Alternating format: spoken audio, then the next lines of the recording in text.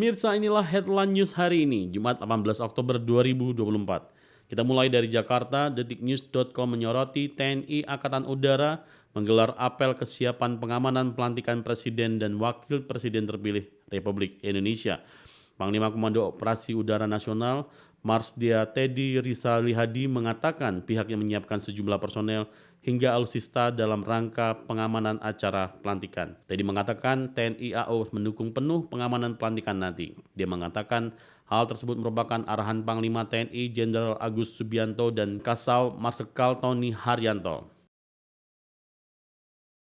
Dari mancanegara, Kompas.com memberitakan mantan personel boyband One Direction, Liam Payne, meninggal dunia setelah jatuh dari jendela di hotel ibu kota Buenos Aires, Argentina, pada hari Rabu 16 Oktober 2024. Polisi mengatakan hotel tersebut berlokasi di Jalan Costa Rica, wilayah Palermo.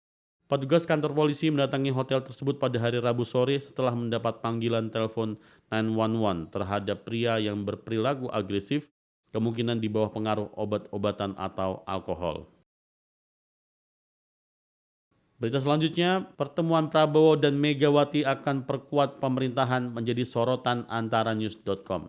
Diberitakan pengamat politik sekaligus Direktur Eksekutif Survei dan Polling Indonesia Igor Dirgantara mengatakan pertemuan antara Ketua Umum PDIP Megawati Soekarno Putri dan Ketua Umum Partai Gerindra sekaligus Presiden terpilih Prabowo Subianto akan memperkuat pemerintahan ke depan. Pemerintahan Prabowo tentu akan menguat karena Megawati dan Prabowo melihat bahwa sistem pemerintahan di Indonesia tidak mengenal oposisi. Demikian kata Igor saat dihubungi di Jakarta. Sementara itu, Antaranews.com mengabarkan perwakilan Organisasi Kesehatan Dunia atau WHO di Lebanon, Abdul Nasir Abu Bakar, pada hari Rabu 16 Oktober memperingatkan bahwa risiko penyebaran kolera di Lebanon sangat tinggi karena adanya pergerakan pengungsi. Pernyataan itu muncul setelah Kementerian Kesehatan Lebanon mengkonfirmasi kasus pertama kolera di Lebanon, negara yang menjadi target serangan Israel. Dalam jumpa pers di Jenewa, Abu Bakar mengatakan bahwa kasus infeksi itu dilaporkan di sebuah daerah di Lebanon Utara yang belum mendapatkan vaksinasi kolera.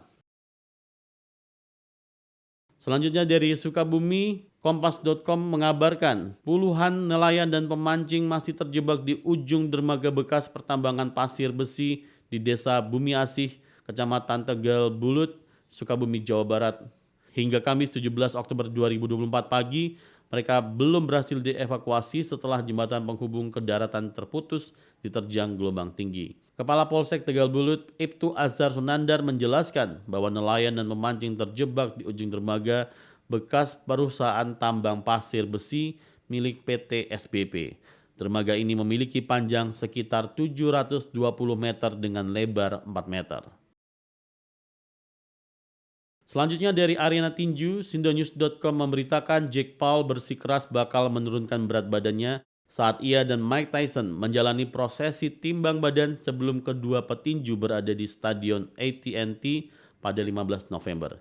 Sebagai pertarungan kelas berat profesional yang telah disetujui oleh Departemen Perizinan dan Regulasi Texas, Paul dan Tyson harus memiliki berat badan setidaknya 200 pon. Syarat yang diberikan tampaknya tidak terlalu berat untuk Paul dan Tyson. Saat ini waktu terus berjalan dan pertarungan Paul versus Tyson kurang dari 1 bulan lagi. Paul memiliki banyak waktu untuk mempersiapkan diri menghadapi pertandingan terbesar dalam hidupnya. Selanjutnya, Kompas.com memberitakan Presiden RI terpilih Prabowo Subianto merayakan hari ulang tahunnya yang ke-73 pada hari Kamis 17 Oktober 2024. Sejumlah tokoh politik telah memberikan ucapan selamat dan memberikan doa untuk Prabowo. Salah satunya adalah Anies Baswedan. Melalui akun media X @AnisBaswedan, mantan Gubernur Jakarta mengucapkan selamat dan doa kepada Prabowo. Dilansir dari CNN Indonesia, media ASEAN turut menyoroti polemik Bahrain tolak bertanding ke markas Timnas Indonesia. Buntut dari komentar negatif netizen Indonesia, Asosiasi Sepak Bola Bahrain atau BFA menyatakan akan mengajukan untuk pindah venue kepada AFC saat melawan Timnas Indonesia pada kualifikasi Piala Dunia 2026 dengan alasan keselamatan. Permohonan itu disampaikan BFA melalui pernyataan resmi yang dirilis di akun Instagram Asosiasi Sepak Bola Bahrain pada hari Rabu malam 16 Oktober 2024. Selanjutnya dari bisnis.com Jakarta mengabarkan tren deflasi yang terjadi selama 5 bulan berturut-turut hingga September 2024 menjadi sinyal penurunan daya beli masyarakat khususnya kelas menengah. Pelemahan daya beli itu pun menjadi perhatian serius bagi pemerintah dan pelaku ekonomi karena memiliki efek berantai dan dapat menghambat laju pertumbuhan ekonomi secara keseluruhan. Direktur Eksekutif Center of Reform on Economics Indonesia, Muhammad Faisal mengatakan bahwa deflasi selama berbulan-bulan hanya terjadi ketika ada krisis atau kondisi ekonomi yang tidak baik. Pemirsa, itulah headline Indonesia hari ini.